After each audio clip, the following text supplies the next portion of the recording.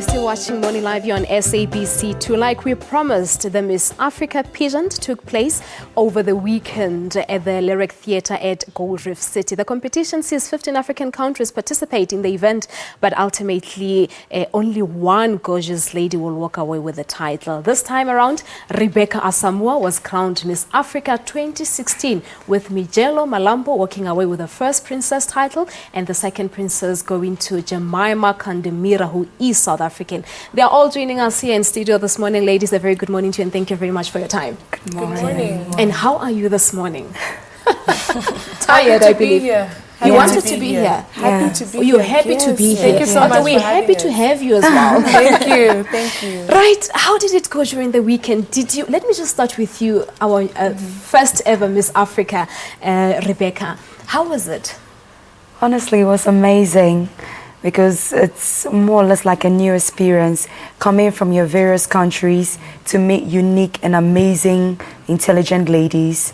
I think it's one of the best platforms that every girl should have.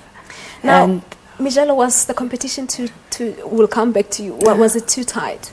It was tight. As with every competition, you know, everyone stands equal chance at the end of the day. So with so many other ladies competing for one title at the end of the day, it was very tight, because it was the best of the best from Africa. So it was tight. But Jemimah, they always say that if you have confidence, you know, you will certainly make it. That is so true. It depends on how your perspective when you enter and when you go into it. Because at the end of the day, you realize that the less confident you are, you get sucked down into everything.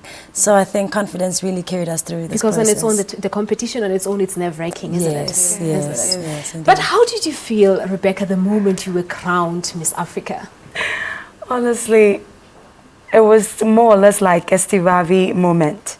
You know what happened with Miss Universe? Yeah. That's the same thing that happened with Miss Africa Continent.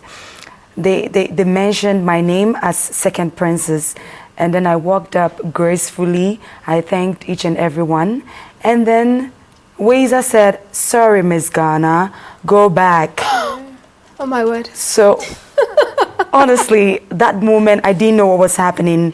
And then it said, second princess is Jemimah, the first princess is Michelo. I'm like, God, where am I? What is happening to me? But I just told him, let thy will be done. And my name was mentioned. Honestly, I just started tearing up, I can crying. imagine. But at least you were not the first one. It happened to me as well, right? Miss Universe. Miss Universe. Yes. So it was just the repeat of events. Yeah. But then tell me your responsibilities. I am going to come to you, but surely you also have to be involved in charity work. Jemimah? Well, firstly, we're looking in-house. Charity begins at home. So what we have decided to do is to have projects running in each and every one of our countries first, before exploring Africa.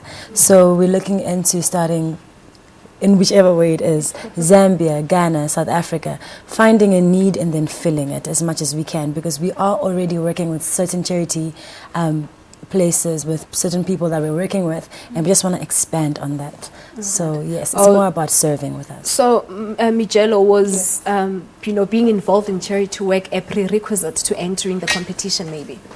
Well, it wasn't necessarily a prerequisite, although it is a plus. And because at the end of the day, the people that walk away as title holders do have to be goodwill ambassadors. So you do have to be involved with charity at the end of the day, because we are trying to better our continent and progress and just put Africa on the world map. Have you perhaps already earmarked something, a charity work back home in Zambia? Yes, I actually run my own organization. It's called Michi and Friends Foundation for Children. So in as much as it's an organization that I registered back home, we do want to expand, and I'm grateful for the Miss Africa platform, because it means that I get the opportunity to not only help my country, but children and young people beyond my country, and I'm grateful for that. And what does your organization do? Well, it's generally an education-based organization. We look into sending as many vulnerable children to school as possible, because I believe in a philosophy that it's easier to raise strong children than it is to mend broken men. True. So that's what we live very by. much inspiring. Now, Thank Rebecca, you. tell us, where are you going to start your journey from here? Honestly, I don't really mind where I would start.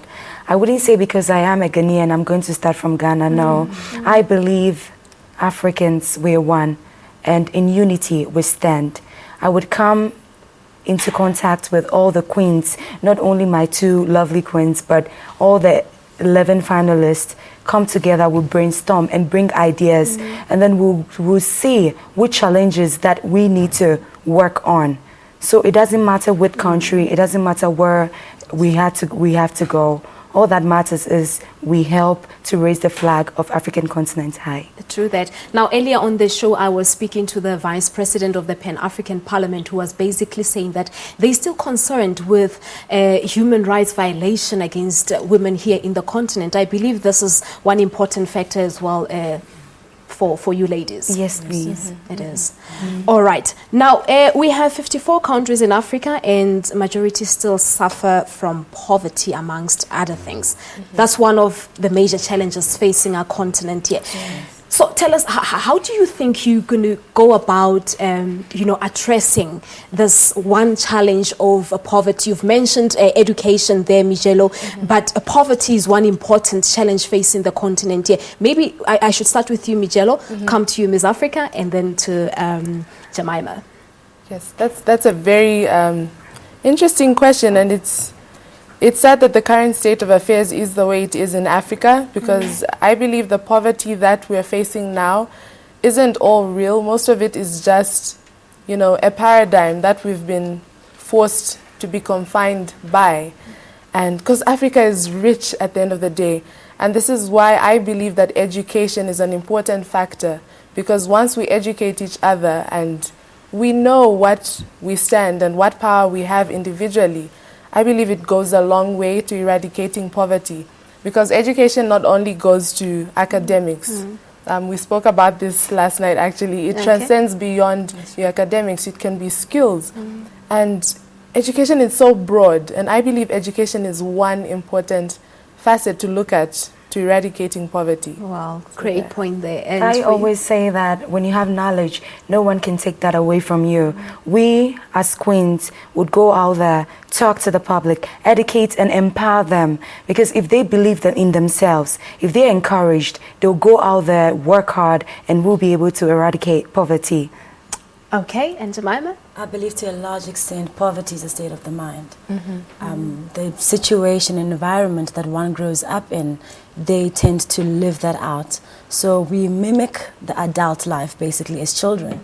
And therefore if you grow up in an environment where you sow that, you'll end up following in that. So I think the first thing, like the ladies have said, educating minds, and not only an education in terms of getting a degree, but actually beyond that, life skills, things like that, I think would help in alleviating poverty. So basically we've got to unlock the perceptions that is in our mind when it comes to poverty. That's where we've got to start. But you're also talking about education, which is quite an important factor. Now, let us talk about the prerequisite for the contest or the beauty pageant. What were they looking for? I was watching you ladies walking in the studio this morning. I'm like, they so tall, they slim, they look beautiful. What were the prerequisites? If you can just, I start with you. Oh, you start with me? Yes, unfortunately, you're sitting on my far left. I was going to say pass. Okay, let me pass. let me just bring the question to Miss Africa. You have to be an African. Definitely. Because I believe we know ourselves better. Nobody can come from his or her country to come define you. So first you have to be African, and you have to believe in what you stand for. I would also say that you would have to look African. Can't you see what we're wearing? African. You know? Yes, and exactly what you wore at the night. You wore your African print, and you had your braids on. Yes. Huh? We're just showcasing the lovely culture and traditions of Africa. Bragging, isn't it? More of bragging about our culture, isn't it? Instead of having a swimwear, we have gemwear. You know, and instead of having weaves, we had our natural hair or braiding. So they completely deviated from the westernized, definition of pageants. Yes. So, Sure. Well, I wish we had all day here. There's so many factors that I wanted to talk to you ladies about, but thank you so much and good luck for the future. Thank you. Thank you so much Thank for you having very us. much. Thank you very much. It's a pleasure. Well, we were speaking to the newly crowned Miss Africa, Rebecca Asamoah. He is from Ghana. The first princess, Michelo Malambo from Zambia, and the second princess, Jemimah Kandemira from the Republic of South Africa. Well, that's where they are on your screens, as beautiful as ever. Huh? Good luck for the future. Well, we're taking a